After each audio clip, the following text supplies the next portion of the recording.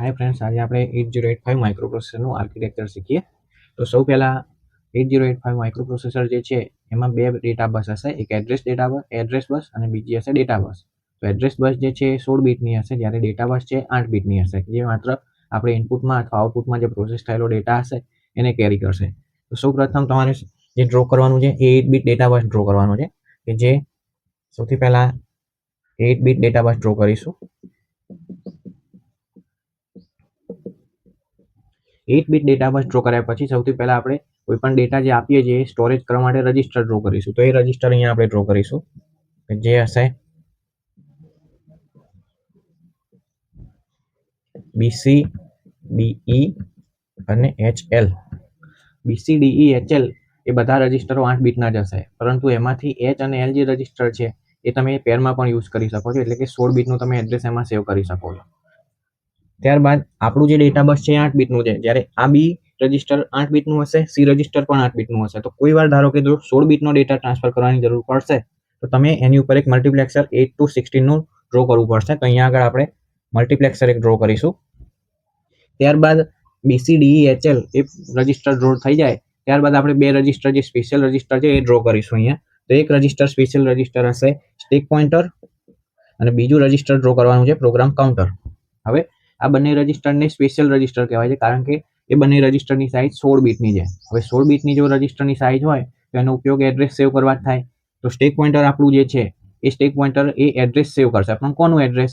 તો છેલ્લી એક્ઝિક્યુટ થયેલી જે ઇન્સ્ટ્રક્શન હોય એ ઇન્સ્ટ્રક્શનનું જે રિઝલ્ટ મળ્યું હોય એ રિઝલ્ટ કયા લોકેશન પર સેવ છે એનું એડ્રેસ આપણને સ્ટેક પોઇન્ટર બતાવશે. જ્યારે પ્રોગ્રામ કાઉન્ટર જે છે એ કયું એડ્રેસ બતાવશે? તો પ્રોગ્રામ કાઉન્ટર એ આગામી જે ઇન્સ્ટ્રક્શન એક્ઝિક્યુટ થવાની હોય એ કઈ જગ્યાએ પર છે એનું લોકેશનનું એડ્રેસ પ્રોગ્રામ કાઉન્ટર બતાવશે.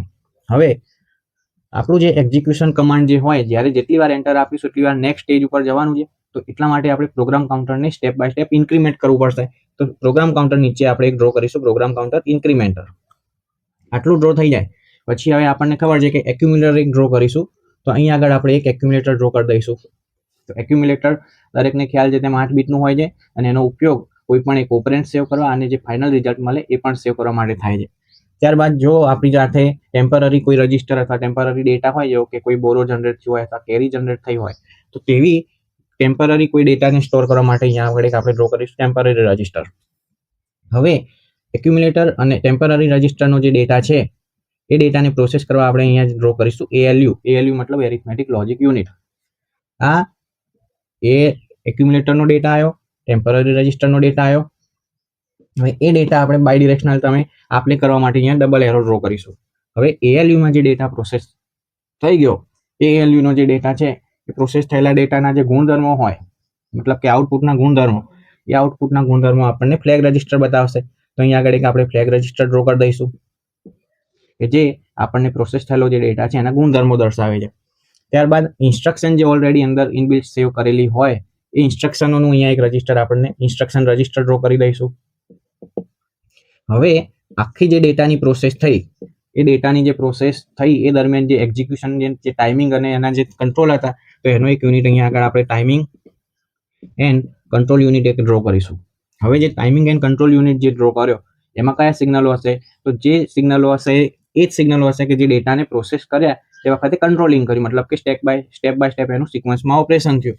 તો સૌથી પહેલા અહીંયા પાવર સિગ્નલ બે ડ્રો કરીશું. એક હશે VSS, બીજું હશે VCC, કે જે +5 વોલ્ટ DC વોલ્ટેજ હશે. VCC મતલબ ગ્રાઉન્ડ હશે. ત્યારબાદ અહીંયા બે સિગ્નલ ડ્રો કરીશું ક્લોક ફ્રીક્વન્સીના X1 અને X2. હવે જે કંટ્રોલ સિગ્નલો છે એ ડ્રો કરીએ. તો સૌથી પહેલા આપણે ડ્રો કરીએ અહીંયા ALE મતલબ કે address latch enable. Address latch ઇનેબલનો યુઝ ક્યાં થાય છે? તો આપણી જોડે જે અહીંયા આગળ ડ્રો કરીએ 16 બીટ એડ્રેસ બસ, કે જે કહેવાય છે AD0 થી AD7 અને બીજું છે A8 to A15. હવે A8 to A15 મતલબ કે જે 16 લાઈનો છે એ એડ્રેસ લઈ જવા માટે યુઝ થશે. પણ આપણી જોડે જે માઇક્રોપ્રોસેસરમાં તો માત્ર 40 પિનો છે, તો એક્સ્ટ્રા પિનોનો યુઝ ના થાય એટલા માટે આપણે જે 16 પિનો એડ્રેસ બસમાં યુઝ કરીએ છીએ એમાંથી જે લોઅર ઓર્ડર કહેવાય કે જે A0 થી A7 એનો જ ઉપયોગ આપણે ડેટા લઈ જવા પણ કરીશું.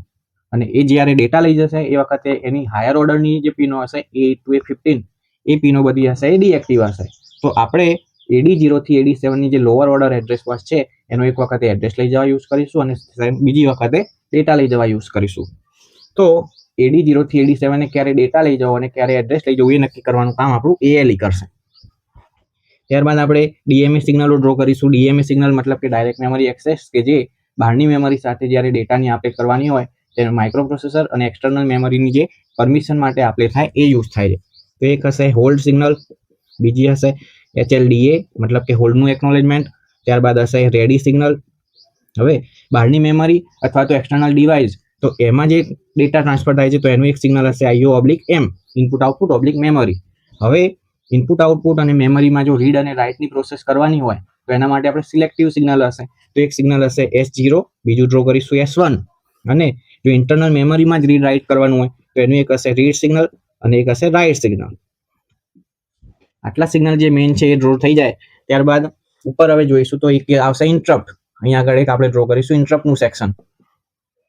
ઇન્ટરપ્ટ મતલબ કે જ્યારે માઇક્રોપ્રોસેસર કોઈ કામ કરી રહ્યું હોય અને એ દરમિયાન આપણે અન્ય કોઈ કાર્ય કરાવવું હોય તો એ દરમિયાન એને જે સિગ્નલ આપવામાં આવે એને ઇન્ટરપ્ટ કહેવાય. આપણી જોડે ઇન્ટરપ્ટના ટોટલ 6 સિગ્નલ છે.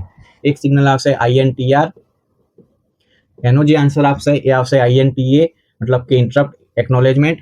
ત્યારબાદ આવશે RST 7.5, RST 6.5 અને RST 5.5. તો આ જે સિગ્નલો છે એ સિગ્નલો પ્રાયોરિટી બેઝ છે. સૌથી ઓછી પ્રાયોરિટી RST 5.5 ની હશે, એના પછીની પ્રાયોરિટી થોડી વધારે હશે 6.5 અને હાઈએસ્ટ પ્રાયોરિટી RST 7.5 ની હશે. અને છેલ્લું એક સિગ્નલ છે ઇન્ટરપ્ટનું, એ છે ટ્રેપ. તો ટ્રેપ સિગ્નલ એ ઇમરજન્સીમાં યુઝ થાય છે કે જ્યારે કોઈ માઇક્રોપ્રોસેસરનો પાવર કટ ઓફ થઈ જાય અથવા તો લાઇટ જાય તો એ દરમિયાન જે સેવ કરેલો અથવા પ્રોસેસ થયેલો ડેટા હોય એને ટેમ્પરરી તાત્કાલિક સેવ કરવાનું સિગ્નલ જે આપે છે આપણને ટ્રેપ સિગ્નલ કહેવાય. એ સિગ્નલ જે છે એ નોન માસ્કેબલ છે, બાકીના બધા સિગ્નલો માસ્કેબલ છે. ત્યારબાદ અહીંયા આગળ આપણે ડ્રો કરીશું સિરિયલ ઇનપુટ અથવા તો સિરિયલ કોમ્યુનિકેશન માટેનું એક સેક્શન કે જેમાં બે સિગ્નલ હશે. એક હશે સિરિયલ ઇનપુટ ડેટા અને જે બહાર જતો ડેટા હશે સિરિયલ આઉટપુટ ડેટા. તો આમ આટલું જે ડ્રો કર્યું એ દરેક આપણું માઇક્રોપ્રોસેસર 8085 નું બેઝિક આર્કિટેક્ચર છે અને એમાં જે મેઇન ફંક્શન હતા એ દરેક આપણે કવર કર્યા છે. Thank you.